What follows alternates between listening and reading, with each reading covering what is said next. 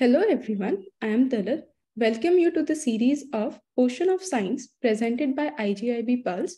So for today's session, we have Ms. Rukshar Khan, final year PhD student. She recently published her article entitled as MIR98.5P regulate gluconeogenesis and lipogenesis by targeting PPP1R15B in hepatocytes. So I welcome Rukshar to this series.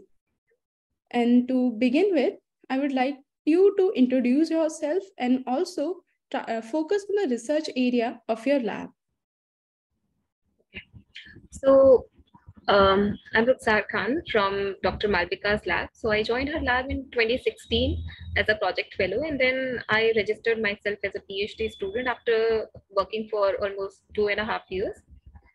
So basically, our lab works with microRNAs.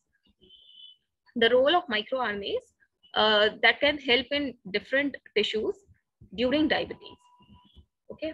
So as you all know that microRNAs work as a mechanism, mechanism of RNAi, wherein microRNAs goes and bind to several mRNAs and targets them and, regulates their gene expression. And how can they be used as therapeutics in future? So we were just looking for such kind of microRNAs and the role of such deregulated microRNAs in the liver physiology during diabetes. So we started with RNA sequencing from normal and diabetic patients, and then we found out some list of differentially expressed microRNAs, and then we chose one of the microRNA, which is MIR98.5P, as mentioned in this paper, and then we looked for a target, which was PPP1R15B. And then we started, looking that this microRNA, when goes down-regulated during diabetes in patients, can lead to several, phenotypes of diabetes, which is, hyperglycemia, which is, gluconeogenesis, promoting gluconeogenesis, which is, a major hallmark during diabetes, and, lipogenesis, which is, which contributes to liver diseases, such as, liver fibrosis, cirrhosis, and NAFLD, these kind of diseases during diabetes. This microRNA, we could reduce these phenotypes. We could reduce lipogenesis, we could reduce gluconeogenesis, and we could reduce another major hallmark, which is glucose output.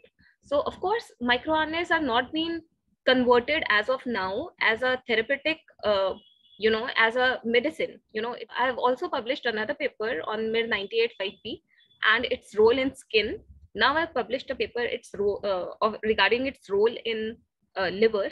So we want to just see that how, these studies, can help us in future for treating diabetes.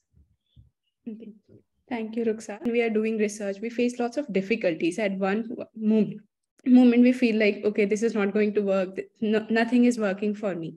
So what was that moment for you? Have you felt any difficulty during this entire journey? Yes, actually, it happens with everyone. So the most difficult moment happens when you find a loophole in your study and when you get stuck. So it gets even complicated, when you start feeling that you are stuck and there's no way out. And for this paper, I think I did my work within 6 to 7 months of time. And that single loophole took me around an year to, just come out of that. And we were trying so many sort of things. We approached Dr. Ramu's lab. I took help of Dr. Mubin. And we were trying to, find out a way using bioinformatic tools. At times we have financial crunches in our labs, and so this was the most difficult time for me. And at times when you're not able to find solution for a long time, then you start losing your faith and hope in yourself. So but it isn't like that, and then again you recapture yourself and work again with the same enthusiasm to find a way out.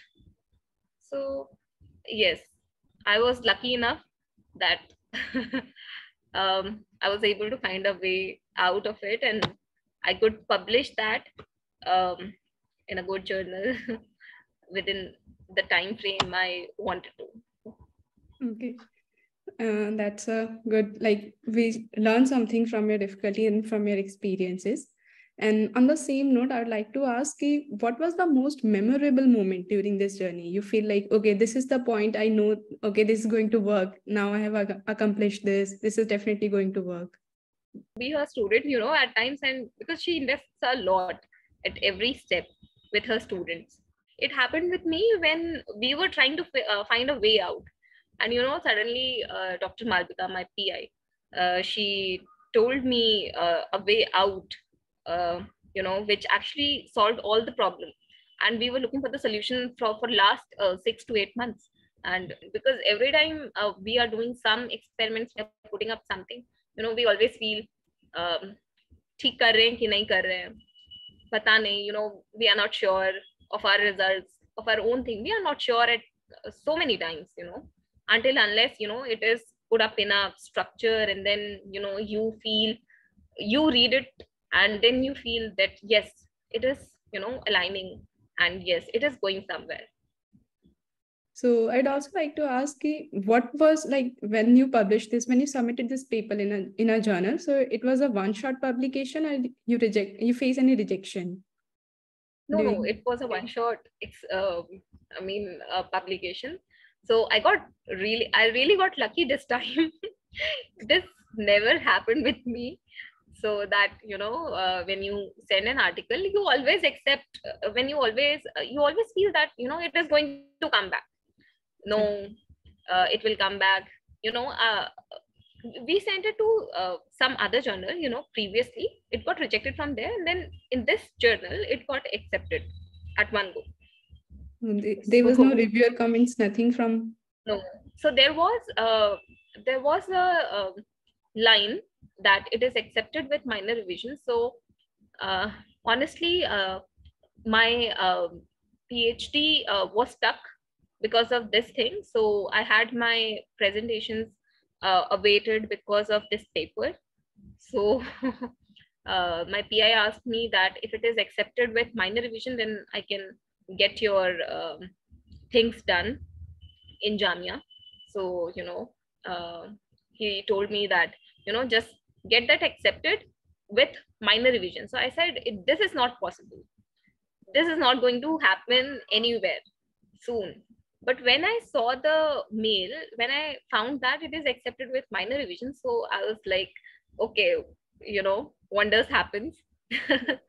So that was the time, because the probability of accepted with minor revision, I think it is 0.001%.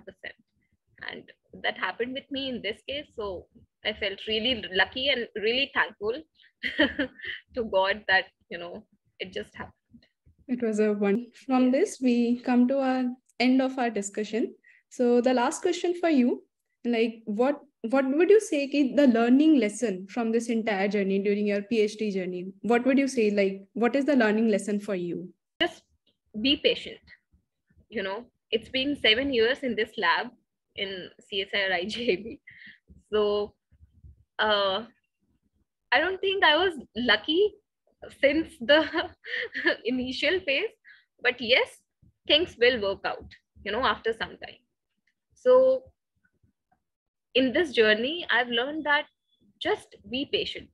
So there were times when I used to cry, I used to feel bad, things are not working out, when this is going to end, these sort of things. But then, yes, I used to cry, and then I used to come back next day, no, I have to work again.